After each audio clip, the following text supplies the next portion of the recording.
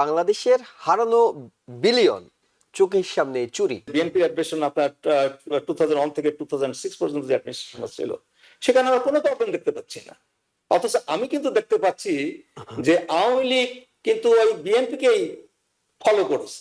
আমি যদি আপনাকে প্রশ্ন করি যে কোন পার্টিটা একদম শান্তিপূর্ণভাবে ক্ষমতা হস্তান্তর করেছে, সে কিন্তু আওয়ামী লীগ। মাত্র কয়েক মাসে 200 কোটি টাকা একজন এপিএস।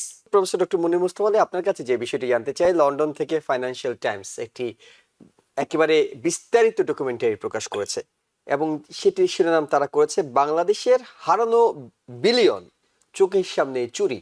চুরি না বলে তারা হয়তো পুকুর চুরিও বলতে পারত। অর্থাৎ শেখ হাসিনা সরকারের পতনের শুরু থেকে তারা কি পরিমাণ অর্থ ব্রিটেনে পাচার করা হয়েছে তার একেবারে বিস্তারিত তারা তুলে ধরেছে। এই ধরনের একটি ডকুমেন্টারি প্রকাশ হওয়ার পর তারা এটিও বলছে যে এই অর্থ কিভাবে ফিরিয়ে আনা যাবে সেসব বিষয় নিয়েও বলছে। আপনার বিশ্লেষণটা একটু শুনবো, সময় হাতে খুব বেশি নেই। বিস্তারিত বললেন যে বিস্তারিত তারা প্রকাশ করেছে, মানে টাকা কে এনেছে, কোত্থেকে এনেছে, কোন ব্যাংক থেকে এনেছে, কিভাবে পাচার হয়েছে, এগুলোর কোনো লিস্ট আপনি কি পেয়েছেন নাকি আপনি স্পেকুলেশন বা কিছু কিছু লোকের বক্তব্য পেয়েছেন? না, বক্তব্য পাওয়া গেছে। জি হ্যাঁ, আমি যেটা পড়েছি, আমি সেখানে দেখেছি বক্তব্য আছে কিছু কিছু লোকের, যেমন ধরেন এই যে এখন এক ইলেকশন কমিশনের যিনি চেয়ারম্যান বদিউল আলম, তার বক্তব্য আছে। ইভেন কি আপনার প্রধান উপদেষ্টা ডক্টর ইউনূসের বক্তব্য আছে। এখন এই বক্তব্যটা কতটা গ্রহণযোগ্য? হ্যাঁ, আমি বলছি না যে করাপশন হয়নি, কিন্তু বাংলাদেশে করাপশন হয়নি কারণ আপনি বাংলাদেশের 54 বছরের যদি ইতিহাস আপনি ঘাটেন, তাহলে কোন অ্যাডমিনিস্ট্রেশনের সময় চুরি হয়নি? হ্যাঁ, এটা কি আপনি আমাকে দেখাতে পারবেন? বা আপনি কি আমাকে বলতে পারবেন যে এই যে অ্যাডমিনিস্ট্রেশনটা চলছে একজন নোবেল পিস লরিয়েটের সময়, এখন কি করাপশন হচ্ছে না? একেবারে গভর্নমেন্টই। না আমি করাপশন, চুরি, চুরি, পুকুর চুরির মধ্যে একটা পার্থক্য আছে। মানে করাপশন হচ্ছে পার্থক্যটা হচ্ছে অনিয়ম হয় নির্বাচনে। আওয়ামী লীগ 17 বছর ক্ষমতায় ছিল, জি, বা 16 বছর ক্ষমতায় ছিল। 16 বছর তো একটা দীর্ঘ সময়। হ্যাঁ, সে দীর্ঘ সময় তার একটা ফিগারও দেওয়া হয়েছে। আমি তো যদি মনে করি সেই ফিগারটা আপনি করলে ডিভাইড করলে আপনার বছরে হয়তো 12-13 বিলিয়ন ডলার হবে আর কি। হ্যাঁ, আমি মানে এই স্ট্যাটিস্টিক্স আমি জানি না যে আপনার এর আগে যে অ্যাডমিনিস্ট্রেশন ছিল, বিএনপি অ্যাডমিনিস্ট্রেশন ছিল, তাদের আমলে কেমন হয়েছে আমি জানি না। তবে হ্যাঁ, এটা এমন হতে পারে যে আপনার এই করাপশনটা মানে ক্রমশই ইনক্রিজ হচ্ছে, মানে এক অ্যাডমিনিস্ট্রেশন থেকে আরেকটা অ্যাডমিনিস্ট্রেশন আসলে সেটা একটু উপরের পর্যায়ে চলে যাচ্ছে। হ্যাঁ, এখন এই জিনিসটা যদি আপনি অ্যাড্রেস করতে চান, বাংলাদেশের এই প্রবলেম গুলো, এই যে করাপশন রিলেটেড পলিটিক্যাল যে আপনি এই যে গণতন্ত্রহীনতা, সবকিছু মিলিয়ে আপনি যদি করতে চান, তাহলে আমি যে প্রবলেমটা দেখি সেই প্রবলেমটা হলো আমরা একটা পার্টিকে পিক করছি। হ্যাঁ, তার অপরাধ বেশি, তার অপরাধ বেশি, কিন্তু আমি বলবো যে এই অপরাধের সূচনাটা কোথায়, এই সূচনার দিকে কিন্তু আমরা যাই না। আমরা একটাকে মানে যে অ্যাডমিনিস্ট্রেশনকে আমরা তাড়ালাম, তাদের ছাড়া আমরা বাকি কোনো অ্যাডমিনিস্ট্রেশনের কোনো প্রবলেম দেখি না। আপনি দেখেন যে আপনার এই যে প্রিভিয়াস অ্যাডমিনিস্ট্রেশন, যে বিএনপি অ্যাডমিনিস্ট্রেশন আপনার 2001 থেকে 2006 পর্যন্ত যে অ্যাডমিনিস্ট্রেশন ছিল, সেখানে আমরা কোনো প্রবলেম দেখতে পাচ্ছি না। অথচ আমি কিন্তু দেখতে পাচ্ছি যে আওয়ামী লীগ কিন্তু ওই বিএনপিকেই ফলো করেছে।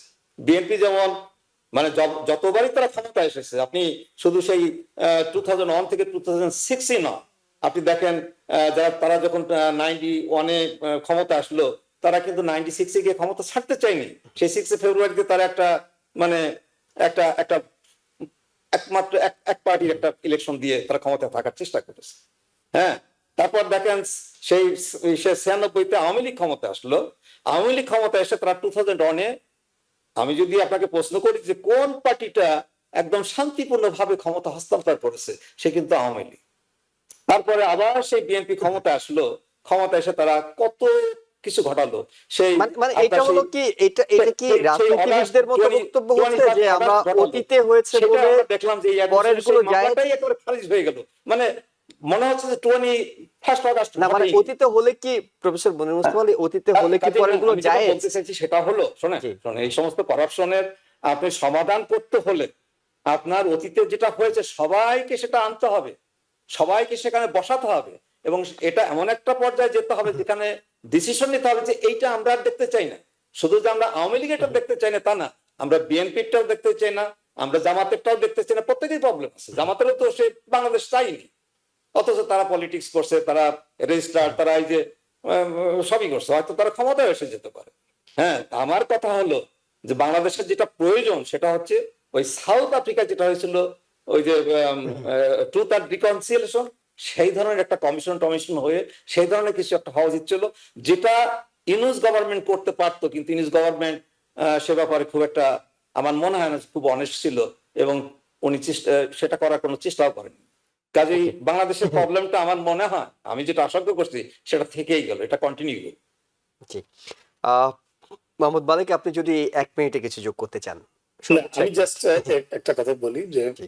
আমি আসলে এই এই করাপশন বা দুর্নীতি বা টাকা পাচার এগুলোর উপরে আমি কোনো কমেন্টস করতে চাই না।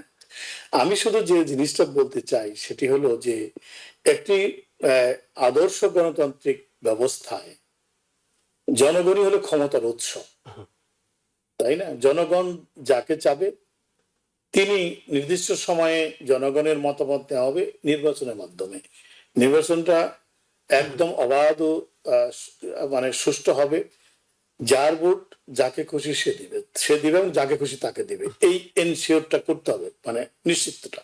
কিন্তু তা না হয়ে যেটি হচ্ছে সেটি হলো যে এই শাসক গোষ্ঠী যারাই যখন ক্ষমতায় আসছে ক্ষমতাটা কুক্ষিগত করার চেষ্টা করেছে, ক্ষমতাটা ছাড়তে চাচ্ছে না। তার মানে জনগণের উপর তাদের কোনো আস্থা নেই।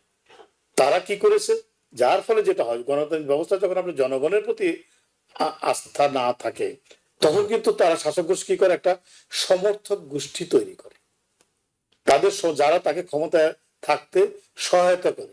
নামমাত্র একটা নির্বাচন হবে, চলে ক্ষমতা আবার পুনরায় আসবে, এবং ওই সমর্থক গোষ্ঠী তার ক্ষমতাটাকে নিরঙ্কুশ করবে, নিশ্চিত করবে। যার ফলে কিসের বিনিময় করে তারা, শাসক গোষ্ঠী কি করে, শাসক দল যেটি করে ওই সমর্থক গোষ্ঠীকে নানা রকম অবৈধ সুযোগ সুবিধা দিতে থাকে। এই যে সুযোগ সুবিধা দিতে থাকে, বিনিময়ে আমি ক্ষমতা থাকবো, তুমি যা খুশি লুটপাট করো।